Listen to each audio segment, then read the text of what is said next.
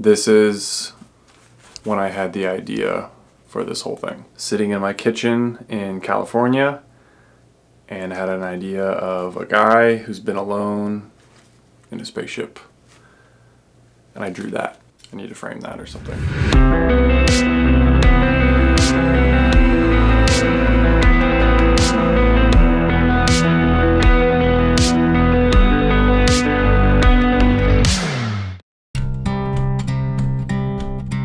Before I ever knew that this project was going to be an album or that I was gonna do like a solo career, like I didn't know what I was doing. You Look So Good It Hurts was the first song that I completed, and that was shortly after my band Public decided to not continue. I was fresh out in California, I had just moved out there.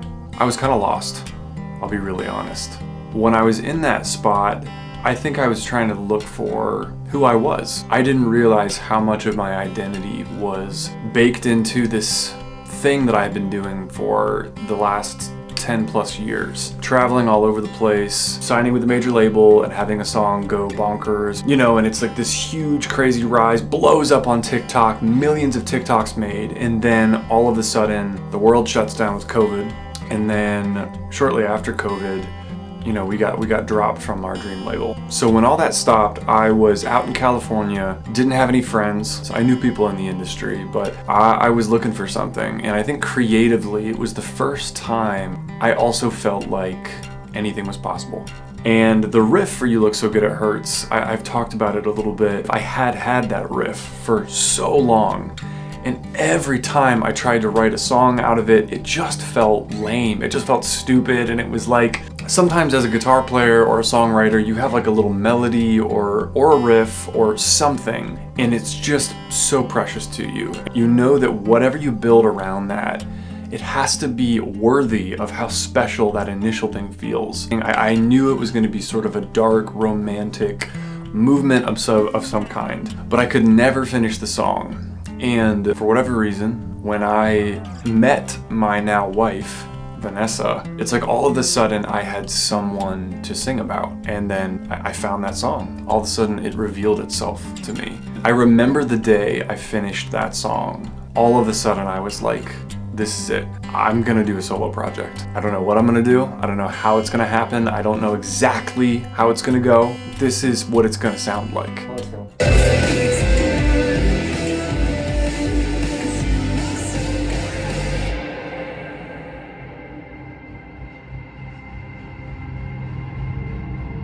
Fast forward a few years, I slowly have started writing other tracks. Again, I still didn't know that I was building like an album, but I guess in a sense I knew I was working towards something. That's my whole creative process, is like, I don't know exactly where I'm going, but I know I'm working towards something. And I also had all the time in the world, to be honest. I mean, I wasn't on a timeline. I didn't have a manager anymore. I didn't have a team, booking agent, none of the stuff that my band had left. And so I kind of got to take my time, and so I did. I took my time writing all of these songs that felt just like me. My rule for John Vaughn, the project, I was only going to continue writing songs, and I was only going to continue working towards this thing if it was uncompromising, because that's what happens when you work with other people. And it's okay, it's not a bad thing.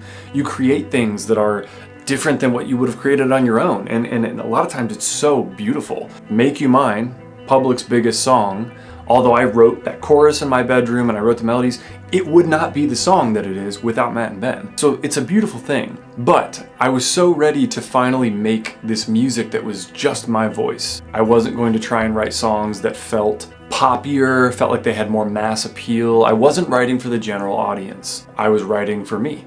I write my best stuff when I'm writing for me. I've been through seasons where I'm writing to impress a label, or I'm writing to impress fans, or sometimes even writing to impress another band member, and it always feels a little off. Doing that with the music, after a while, became kind of easy. It was fun. I let myself get weird. Anything that made me smile, anything that made me excited, then I just chased that. And all of that felt more or less natural until I started to think about the visuals. You Look So Good It Hurts being like the first song I finished.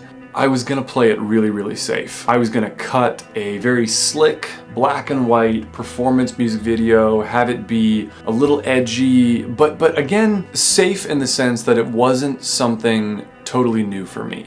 And that is not what I ended up doing. Ever since I was a child, I have just been captured by storytelling. Movies, I feel like, have just shaped the way I see the world. Movies move me more than I think even just music does nowadays. There's a time I would have never said that out loud, but it's the truth. And movies also being like the collision of music and sound and picture and story.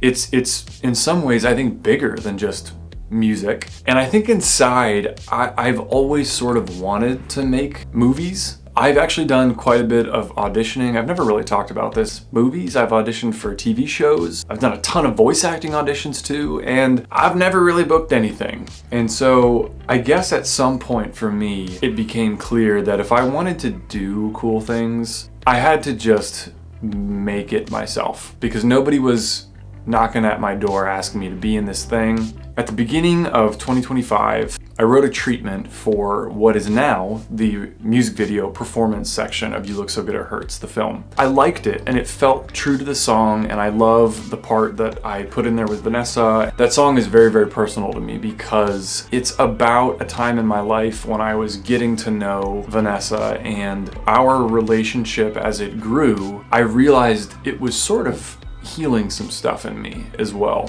But deep down, I wanted to do something so much bigger, and I thought back to my rule of I'm not going to compromise in this project. You've only got one life. I would rather take a big swing on something and have it suck so bad than not ever take a swing on it. Fast forward, I'm kind of on the fence about this, right? And then Vanessa gets invited to Star Wars Celebration in Japan. Insane.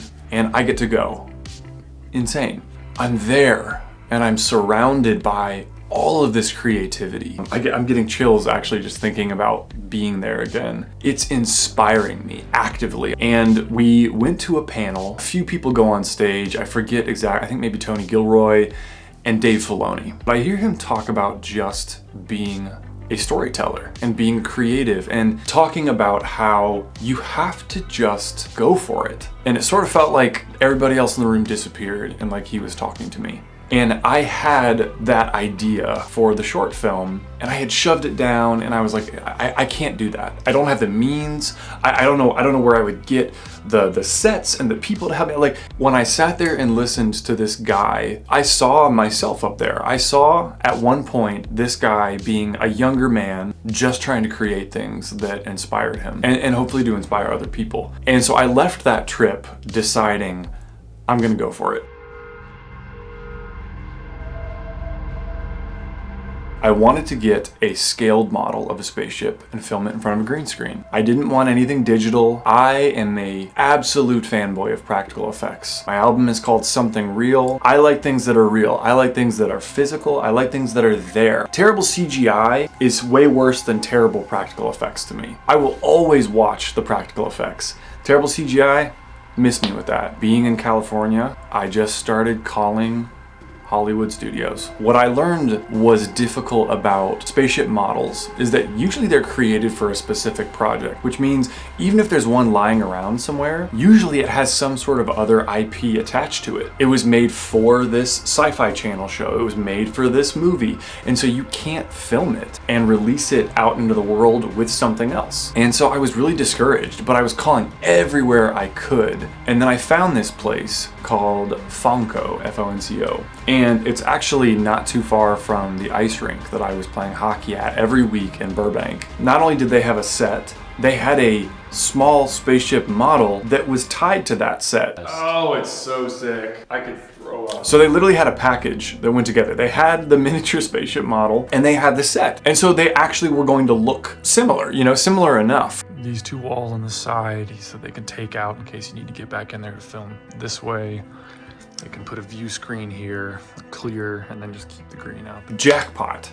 Oh my gosh. So I give them a call. I ask them if I can rent this stuff. They're like, nobody has used this thing in a long time. It was created for a sci-fi channel like B-movie, and they let us just keep it. It's such a cool studio. The artists that are in-house made this spaceship themselves, just like they made their set as well. But they were like, yeah, we actually own this one. This is the only one we own, which means you can film this one. It was huge. And you know, telling them that I am a brand new filmmaker, I'm an artist. I'm like, yeah, I am a musician, artist, but I want to make movies. I don't know. Massive imposter syndrome, by the way. Just feeling like an idiot on the phone, feeling like I am just a fraud, but just being very direct about this is what I want. Turns out people are really, really cool if you're cool to them. So we had the spaceship, we had the model. The next hard thing was the wolf.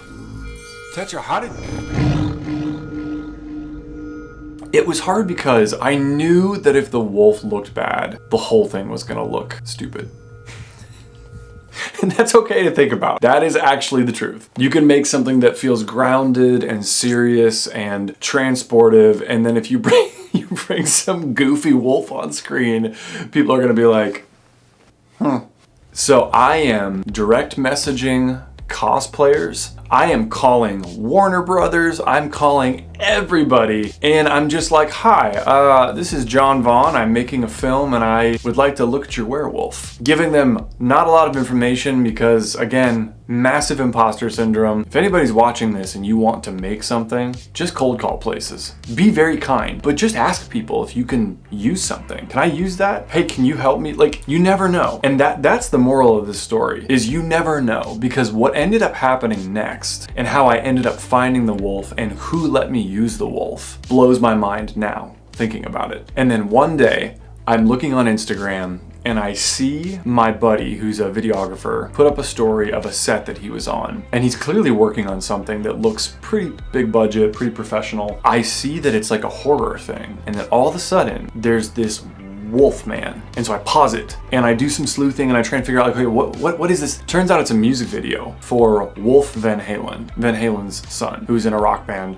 phenomenal guitar player. I start doing more snooping and I'm like, who is the crew? Because I didn't just want a werewolf. I wanted a specific archetype of werewolf, a specific look, and I think they call it like the dog man look. It looks like a bipedal wolf. It's not on all fours and it's not like the Lon Chaney wolfman look. This is a dog man. It's got a wolf face and I needed it, and this thing was perfect. I had to have it. I freaked out, like really freaked out. I figure out who the crew is. I find out that the creature effects are credited to some studio called K&B Effects. So I look him up. Turns out K&B Effects is founded by Greg Nicotero. Greg Nicotero is a legend in the practical effects world and specifically in the horror world. He was a massive part of the Walking Dead series. His studio has done the effects for some of the more recent Predator films. I mean, he's just a legend. I find the number and I find an email for K&B Effects. I spammed them for I think 2 weeks, calling them,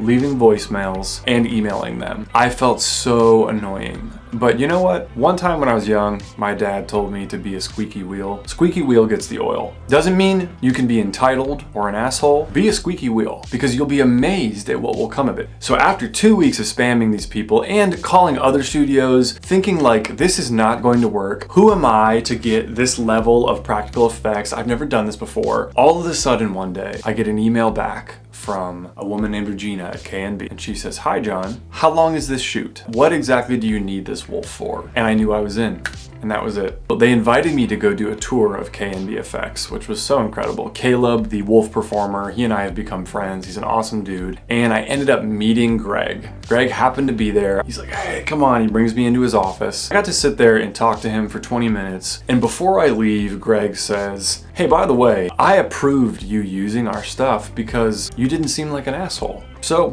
I don't know, moral of the story there is when you are dealing with people and when you're trying to get something done, be so kind to people. Talking with the people at K&B and emailing with them, humility was the big thing there. And it wasn't false. It was like, I don't know what I'm doing. I'd be so grateful for any help. And I got it. So take that for what you will. The wolf in this video is fear.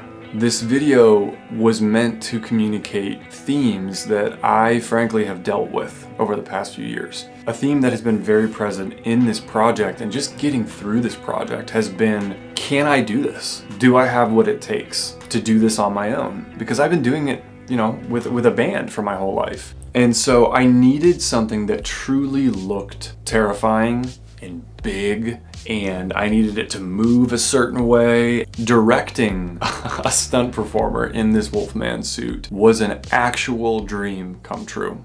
And action.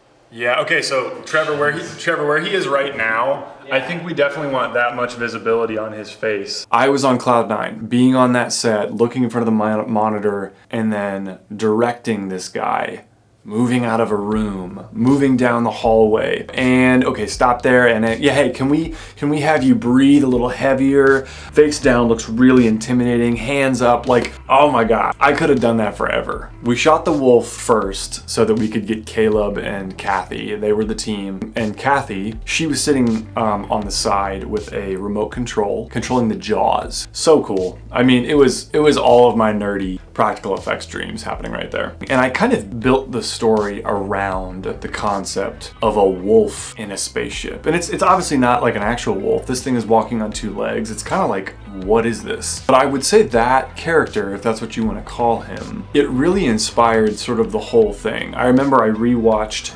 Aliens, the sequel to Alien, and just sort of the dark, ominous, gritty, creepy vibe that movie does so well. That was sort of what I was playing off of there. Not in the sense of that I wanted to do, oh, I want to make Alien, but with a wolf. Like, I just wanted the feel of something is here with me, and I don't think it's very nice.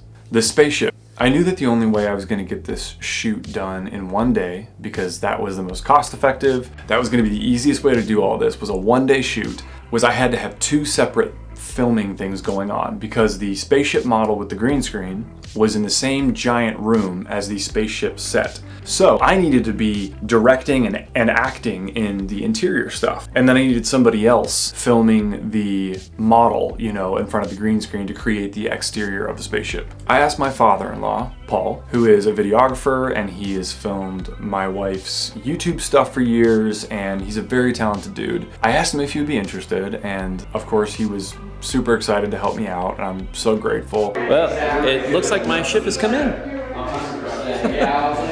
Oh, this is so cool. Look at that. So basically what I'm going to do is make this thing look as realistic as possible on the green screen.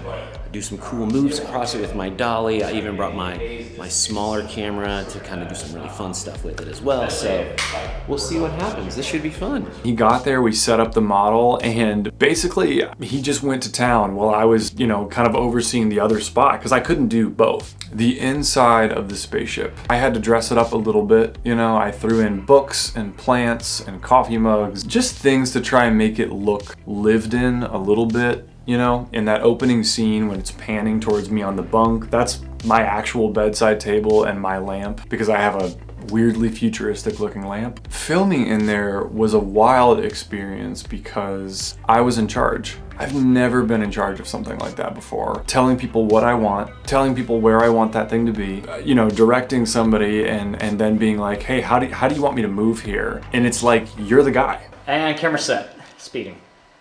Action. Tetra, can you open bay 6 so that I can... Beep, beep. Tetra, what is that? Sir, my scans are picking something up. Okay, don't lose it. I don't recognize it. Can you decrypt it? Decrypting now. Tetra, how did... Rawr.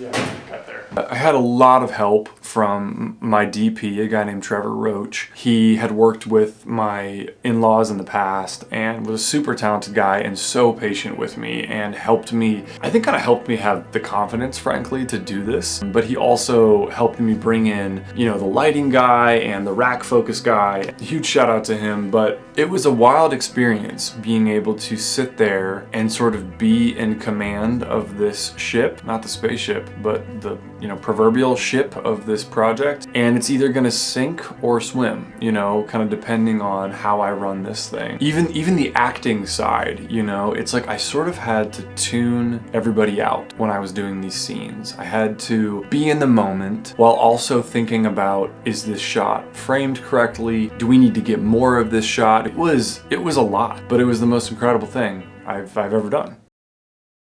It's sometimes when I'm writing a song, I don't realize what I'm writing about, I would say, sometimes until we get to the chorus. And then I realize I'm writing about something that I was working through, or something that was really hard that I can't let go of, or there's a lot of that stuff on this album. And while I was writing the treatment for this short film, I slowly started to realize that it was sort of a campfire story version of what I had been through the past 5 years of my life, with moving and my band ending and dating somebody new and then getting married and learning how to be a husband and having to go through sort of a rebirth in terms of my artistic identity.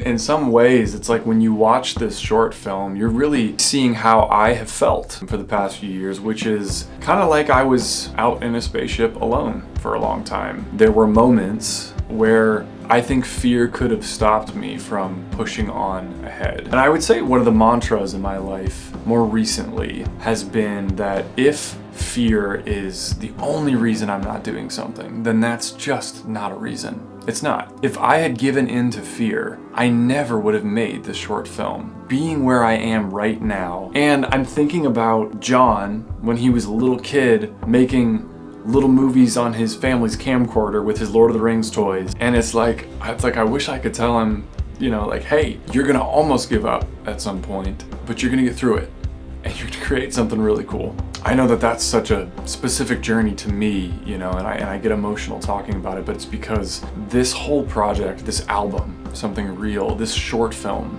truly has been a rebirth for me, and working through a lot of difficult stuff when I was writing these songs. So when I listen back through them, it's not just that I'm sort of reliving some of the hard stuff, it's that I'm celebrating that I am actually out of a lot of that stuff, because I am. And now I just want to make more. If people get anything from this album and from this short film, it's that you have to put yourself out there, and you have to do stuff that feels scary, and you have to do stuff that feels stupid. I'm calling people, asking them if I can rent their werewolf and their spaceship, and it just sounded so goofy out of context. But I would not trade all of that for anything. And it was humbling. I'm a nobody in the film world. I'm a nobody on social media still, I'm not a household name. It's like I had success with my band, and I know the music world, but this whole thing, I'm trying to pull this together, I felt like a nobody. Putting it together as something real too, it's not perfect. There are some green screen shots that don't look incredible. There are some shots of the wolf that I would go back and change now, but it's me, and it's real, and it was made by people who care enough about me to help me out and to go along with this weird vision I had of putting a wolfman in space. That's what it's all about. For anybody out there who's wondering about that thing that you can't seem to get out of your head, that thing that you want to make but you're too scared to make, do it. Do it. And you might look goofy, you might look stupid at parts, you're certainly gonna feel stupid at times, but oh my gosh, the reward is just beyond. The quote that I put at the beginning of the film, which was actually a pretty last minute thing, was, "The treasure you seek is in the cave that you are scared to enter, you fear to enter." Joseph Campbell. And it's the truth. You have to go through the scary stuff, but the reward is not just going to bless you as a person, it's gonna change you. I'm changed. I want to make more stuff now, and I feel braver now because I did this thing. Huge, massive thank you to everybody in my life that helped me with this thing. Huge thank you to my wife, Vanessa. She was also an AD. She kind of helped us stay on schedule through the whole shoot, but also she has just been my biggest encourager. There were so many times, I kid you not, I think I would have just given up on all of this and felt like I'm a failure. I was in my band, I'm old, I'm a chopped unk, but she just told me to keep going. I love her with all my heart, and I'm so thankful. And I'm thankful to you. If you're watching this now, and if you have streamed the album, if you've watched the short film, I am so, so grateful. There's so much content out there nowadays. It's a saturated world, but I feel like what I have to offer these days is the only thing I can offer, which is just me. And I think for the first time in my creative life, I feel like that's all I want to be, is just me. Because my voice is a little different than everybody else's. And yeah, go make that thing, because I made that thing, and God, I'm so glad I did. Okay, What am I just doing? say to wrap, and to say thanks everyone, and to wrap. Thanks everyone, that's a wrap. That was not staged at all.